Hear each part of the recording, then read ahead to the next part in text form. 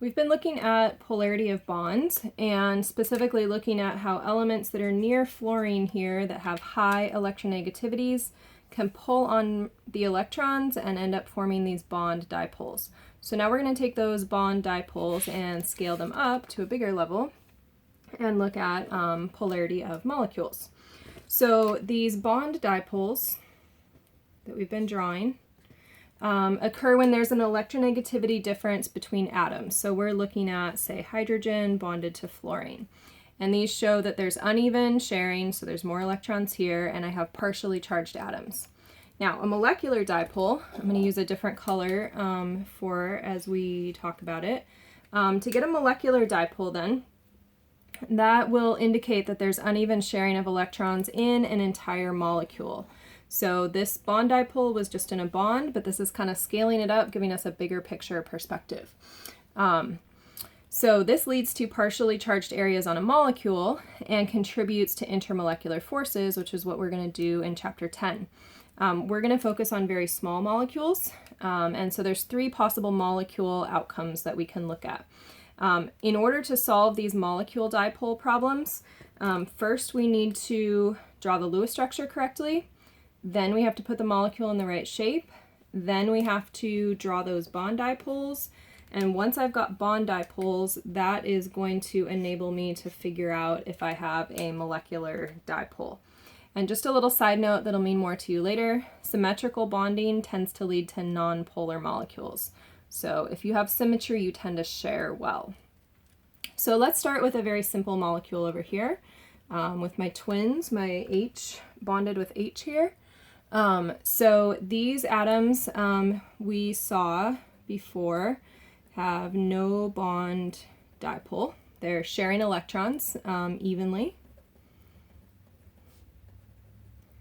So they're sharing electrons evenly in the whole molecule, which is admittedly a very small molecule. So if they're sharing evenly, then I don't have this uneven sharing across the molecule. So I would say that I have no molecular dipole. And I would say that this is what we would call a nonpolar molecule.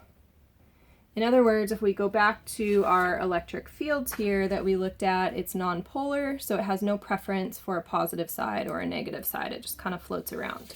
So that's boring. It'll get more exciting as we keep going. Another example of a nonpolar molecule, and a common one that you should be familiar with, would be something like methane, where it's all built out of C's and H's. CH bonds are just as good as twins, or almost as good as twins. And so these have, again, no bond dipoles, no big difference in electronegativity, and so this would also be a nonpolar molecule. So continuing over to our next scenario. Next scenario, I'm going to use carbon dioxide as an example. And you can see that there's some symmetry, so we might have this situation where I have a nonpolar molecule, but we'll think through it. So when I think about C and O, there is an electronegativity difference between carbon and oxygen. So bond dipoles, I have 2 sets of bonds. I'm going to think about oxygen is more electronegative than carbon. So I would say it's 3.5 and carbon is 2.5. And so each of these bonds, the oxygen is more electronegative and it's pulling those electrons out. This would be like me taking my small twins out for a walk, okay? They're not small anymore, but they're pulling both directions. So here I would say that this scenario is where I have bond dipoles, but they cancel each other out. So if one twin says, let's go to the left, and one says, let's go to the right, I just say, let's not go anywhere. So that just makes everyone mad. But these bond dipoles are exactly opposite, so they cancel each other out. And so therefore, I don't have one side of the molecule that's pulling electrons more or one kid that's winning. So I would say I have no molecular dipole.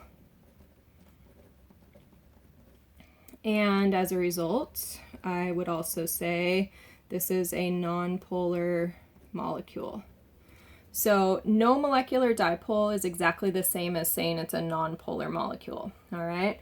Another example of that, let's say I had triplets instead, I was not so lucky, but where this is planar and all three of these are pulling out from the center, they would all end up canceling each other out also. So this would be, if I were to draw it, an aluminum chloride molecule. I didn't put all the electrons on here, but each of those chlorides would be pulling on electrons, but ultimately they all cancel each other out, and guess what? We're staying home, we're not going anywhere. There are no specifically negative regions on that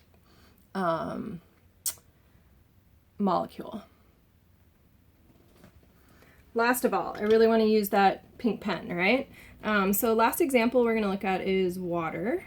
And this was actually one that I gave you on the very first slide of these notes.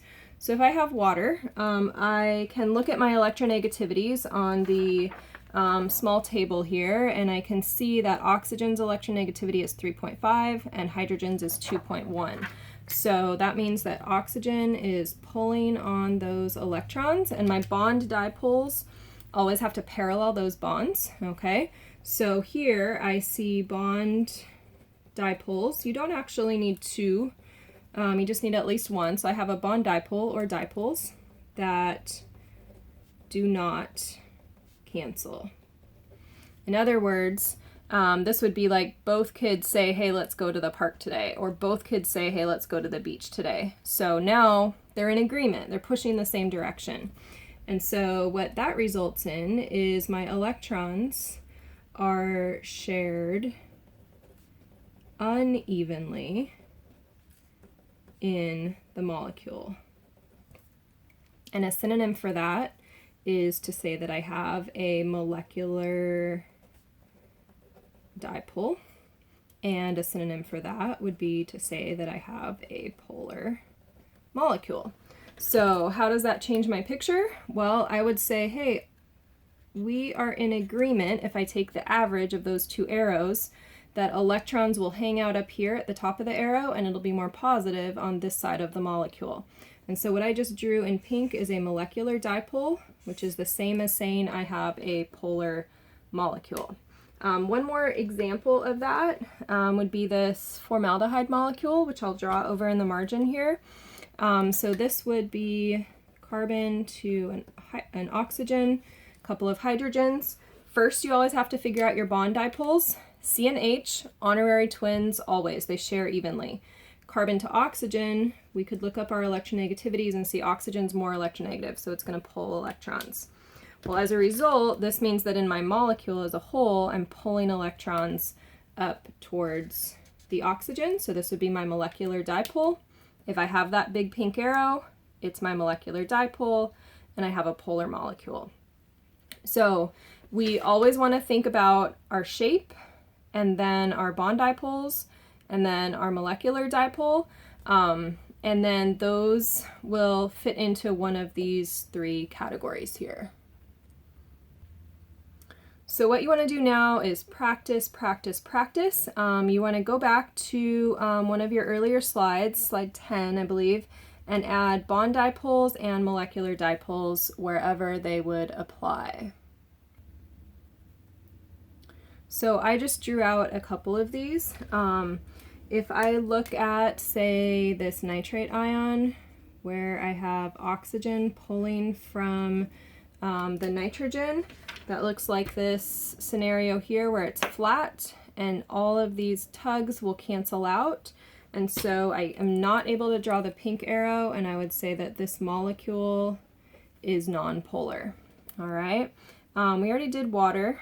Water, we had those bond dipoles going towards oxygen, and I'm able to draw that, split the difference of the two. If I can draw the pink arrow, it's a polar molecule.